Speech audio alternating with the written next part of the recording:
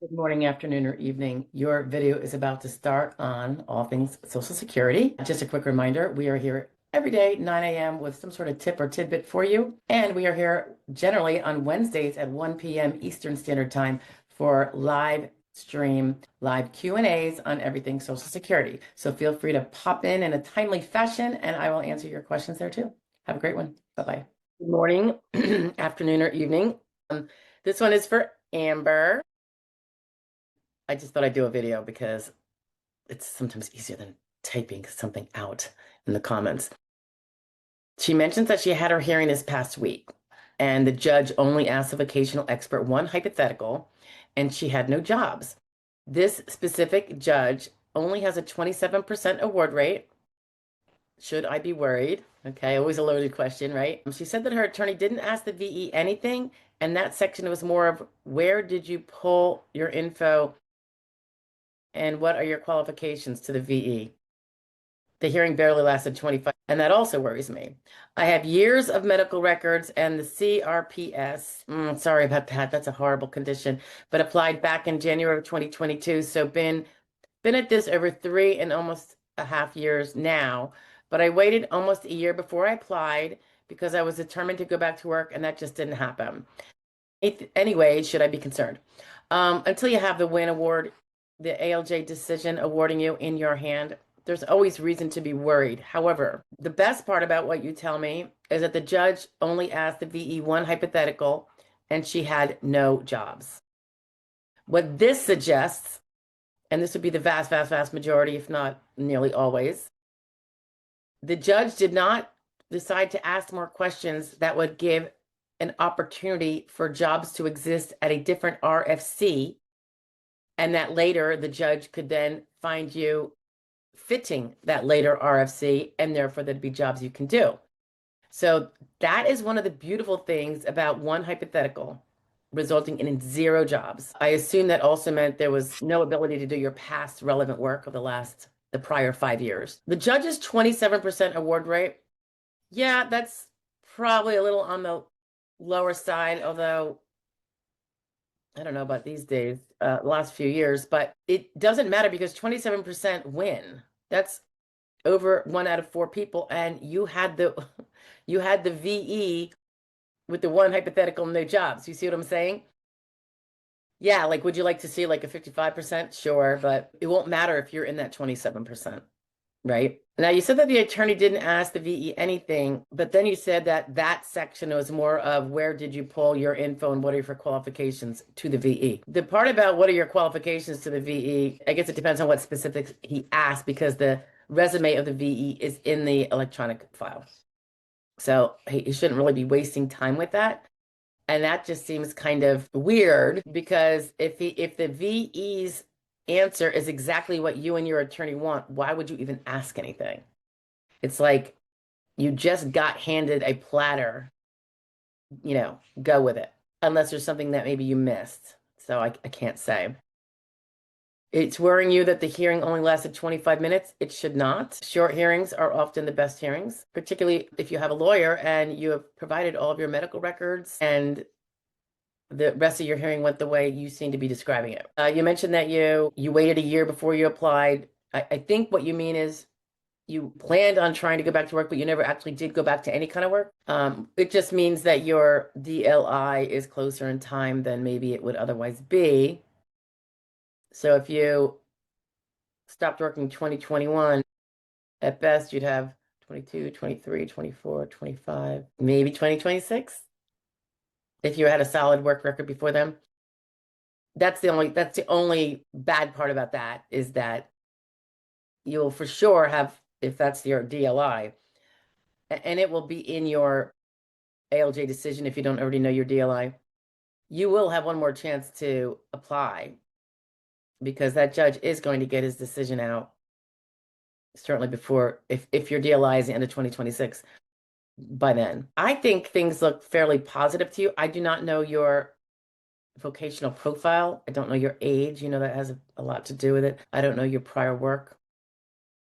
But that part about the one hypothetical is often a very, very good sign. So I think you should Relax. And I know, try to have the patience because sometimes these ALJ decisions can take a few months to get to us.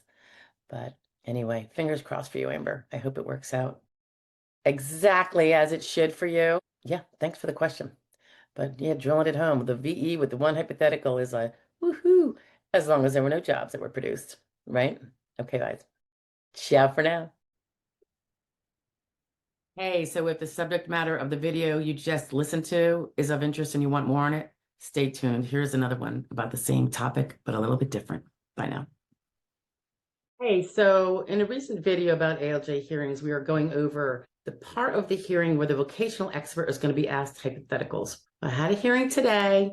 It was fabulous, better than I expected. I expected okay. I hoped for okay. I was hopeful for okay, but it was better than okay. Anyway, and it became clear to me at the hearing that it was going to be a better okay because, and this is not typical, the ALJ asked one hypothetical, one. So there was no question by and large as to what RFC he's going to be applying to my client because he only asked the vocational expert about one residual functional capacity assessment with all the limitations described within. So, and that one included things that I already know vocationally provide for no jobs.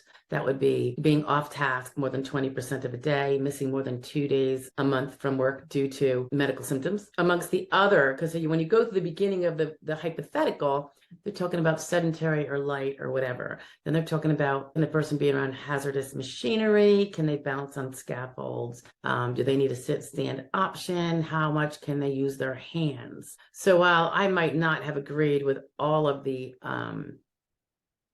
other parts of the hypothetical, all the limitations, I thought some were easier than others, but I understood kind of where they were coming from because some might be improving in the near future. But anyway, so when I heard the very clearly disabling limitations added in there that I already know from years of doing this would be disabled, I knew it was good. So when you have one hypothetical, and again, this is more rare because I think oftentimes the judge isn't sure whether he's going to deny or award because they have to get through the rest of the evidence, which includes the testimony, which hasn't happened yet. And I think also they want to, once they hear the testimony, really go back and, you heard a couple of things. Is there anything in the record that supports that or refutes that? And they can come to a final determination for cases that might be close. And there is that multiple hypothetical situation, which is typical because that way they can include what they perceive as being the possible RFCs that might apply to the claimant. So when there's only one,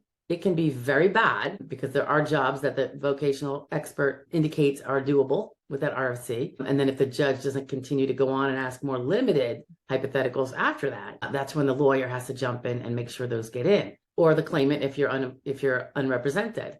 So you got to figure out how to do that. But if there's one and it is all good and there's no other options, that's when you're almost at the point of singing. I always say I want to see the decision in writing, and that's true. But sometimes the judge will also put right on the record that I am deciding that you are disabled, or I'm giving you a favorable award. And then you pretty much know you're in. So anyway, on hypothetical, it usually spells the story. And so you kind of know what the result is going to be before you get the decision. Anyway, enough on that. It was a good day. Let's hope tomorrow is as good as today. All right, bye now.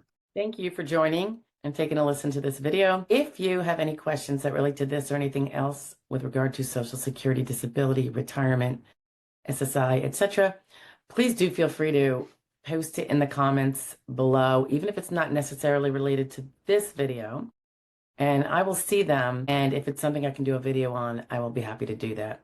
If you are looking for representation in a current battle to prove that you are disabled, whether you have applied yet or not, and ideally, if you have not applied yet, that's when we like to come in and start from the beginning and do our wonders. You can go to joydisability.com, look up to your left, and there's a little link for a free SSD evaluation, and we will take a look at it and let you know one way or the other. If you are looking for a consultation, not representation, or you can't get representation for whatever reason, or it's a non-representational type of issue you need to review, you are more than welcome to order a prepaid consultation.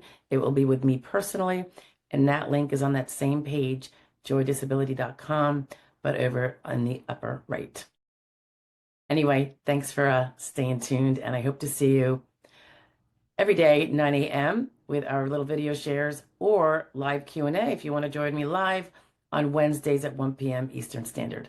Thank you so much. Have a great day. Bye-bye.